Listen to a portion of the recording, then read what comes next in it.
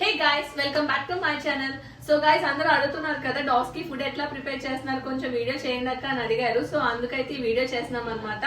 So first అయితే మేము rice ని బాయిల్ చేసేసాము.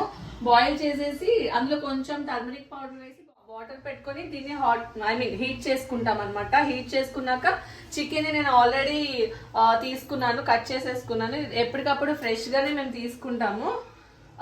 ఈ తీసుకున్నాను అనమాట. ఈ ట్రేస్ ని కట్ చేసి బ్రేక్ చేసి ఒకే దాంట్లో వేసేసుకుంటాను. ఇట్లా బీట్ చేసుకొని నెక్స్ట్ సేమ్ ఇందులోనే వేసుకుంటాను.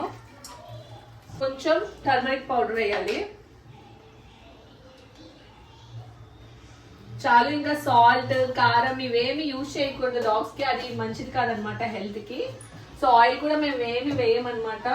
సో ఇది వేసినాక మొత్తం కొంచెం బాయిల్ అయ్యాక మిక్సీ చేసుకొని బాయిల్ అయిపోయినాక దాన్ని తీసుకువెళ్ళి ఇంకా మేము రైస్ లో మొత్తం కలిపేస్తాం అనమాట. సో కలిపేసి ఇంకా డాగ్స్ కి పెట్టేసేయడమే. సో ఇది వీడియో. సో మా వీడియో మీకు నచ్చినట్లయితే like, share, subscribe. Bye guys.